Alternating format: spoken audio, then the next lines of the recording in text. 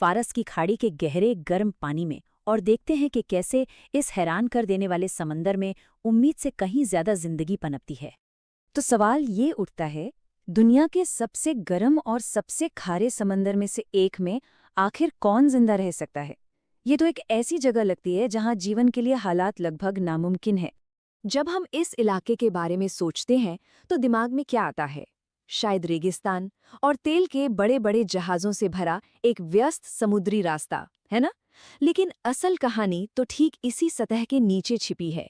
एक ऐसी दुनिया जो अविश्वसनीय रूप से लचीली है, एक ऐसा समुद्री इकोसिस्टम जो इन मुश्किल हालात में भी फलता फूलता है। अच्छा, इससे पहले कि हम आगे बढ़े, एक छोटी सी बात साफ कर लेते हैं।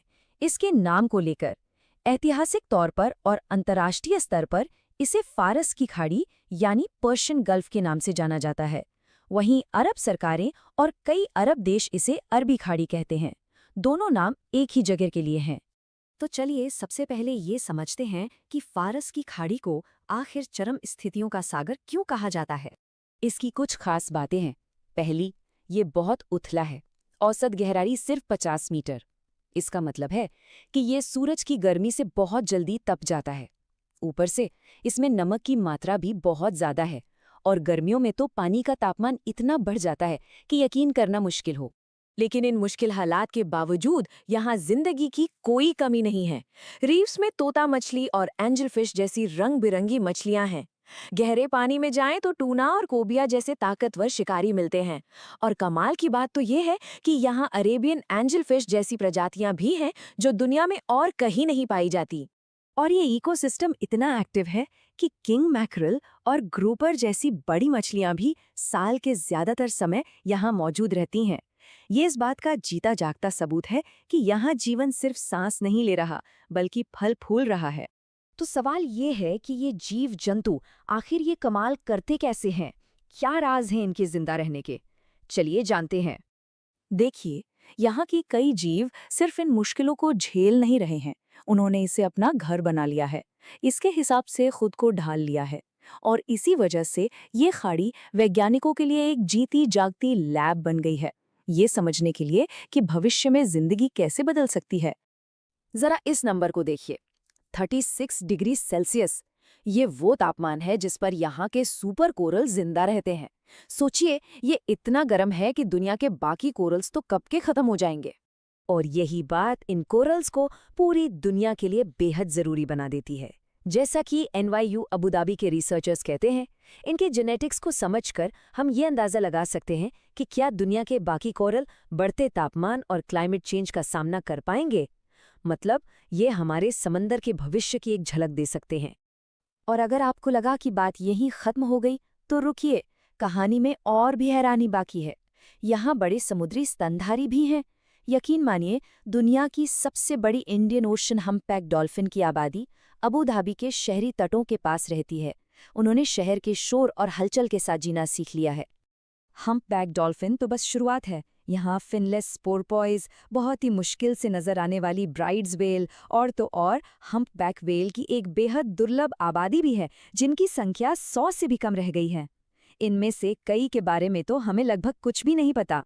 ये सब सुनने में तो बहुत कमाल का लगता है ना? लेकिन इस कहानी का एक दूसरा स्याह पहलू भी है।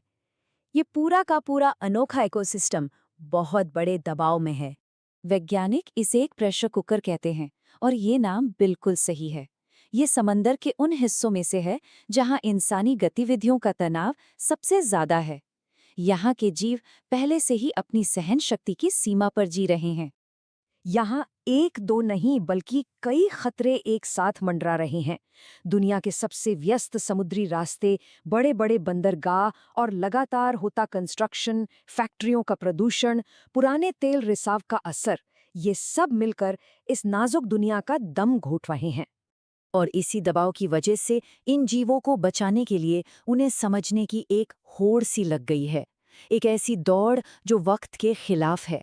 असल में सबसे बड़ी चुनौती ये है कि कई प्रजातियों के बारे में हमारी जानकारी इतनी कम है कि वो हमेशा के लिए गायब हो सकती हैं और हमें शायद कानों कान खबर भी ना हो। इसीलिए वैज्ञानिक मिशन अब पहले से कहीं ज्यादा जरूरी हो गए हैं। तो ओशन एक्स जैसे मिशन काम कैसे करते हैं? इसके 4 सीधे सरल कदम हैं। पहला, वे दुर्लभ व्हेलों को ढूंढने के लिए सर्वे करते हैं। दूसरा, उनके टिश्यू के सैंपल इकट्ठा किए जाते हैं।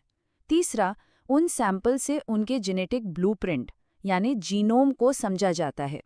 और आखिर में इसी डेटा का इस्तेमाल उन्हें बचाने के लिए नीतियां बनाने में किया जाता है।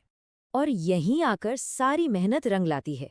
ये डेटा संरक्षण के लिए एक स्पष्ट शुरुआती बिंदु की तरह है। सोचिए, इस जानकारी का इस्तेमाल करके अगर शिपिंग लेन को बस थोड़ा सा भी बदल दिया जाए, तो व्हेलों के आने जाने के लिए एक सुरक्षित रास्ता बनाया जा सकता है।